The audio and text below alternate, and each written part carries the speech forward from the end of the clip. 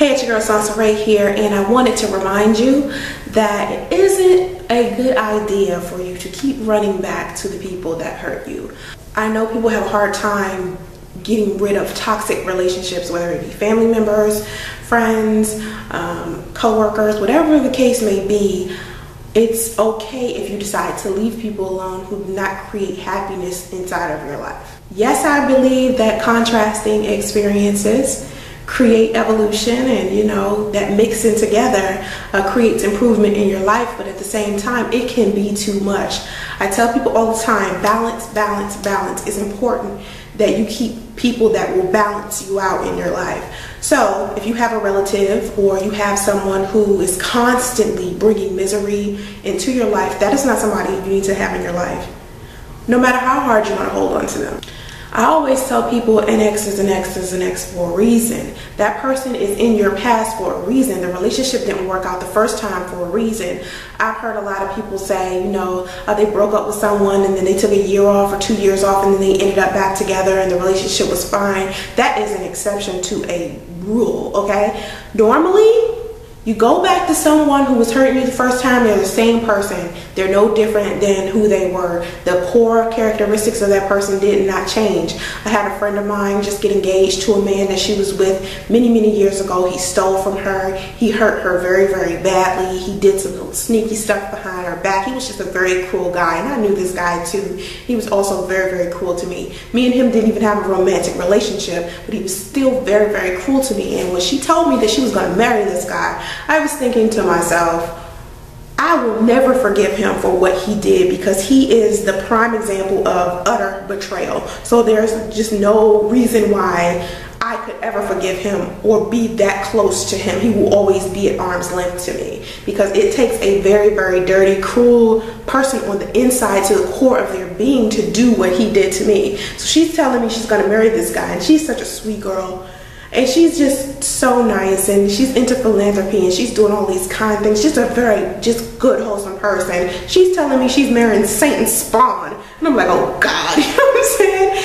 And then 2 weeks later, engagement over. Because the same thing he did to her the first time, which was many, many years ago, is basically a derivative of what he's done to her this time. What people need to understand is, even if you're not doing drugs or drinking, a person or an experience or in a relationship can also be an addiction.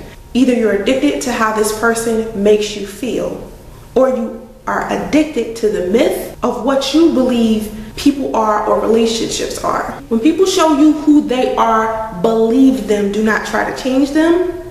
Do not try to worry about them. Don't try to fix the situation. Don't try to do any of that.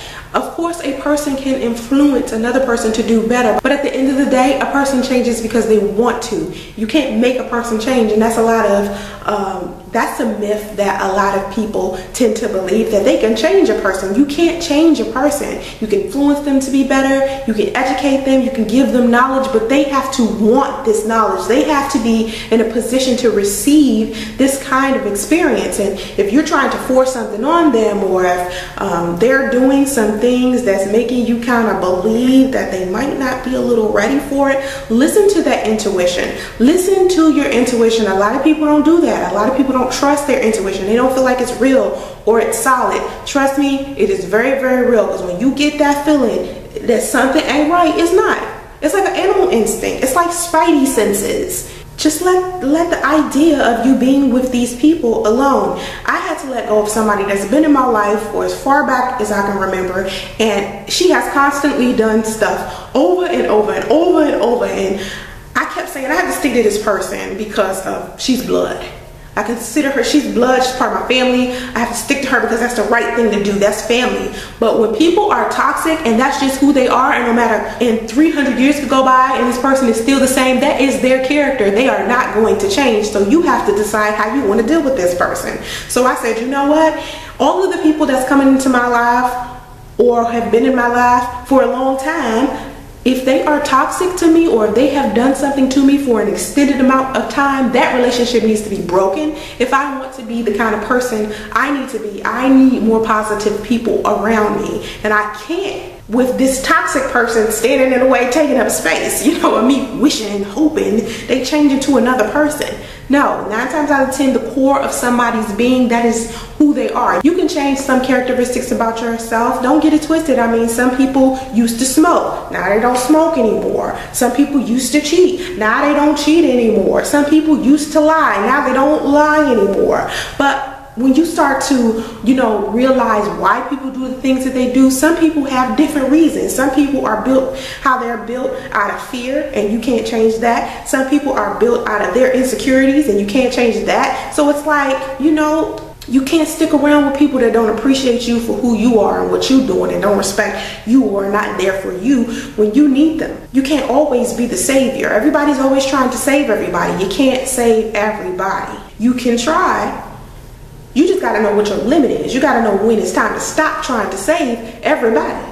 You live your life the best way you can, because you only get to be here one time. And do you really want to spend your one time worrying about somebody else and trying to fix somebody else? Or do you want to have the time of your life here? Do you want to experience the best life you can here? That's the question.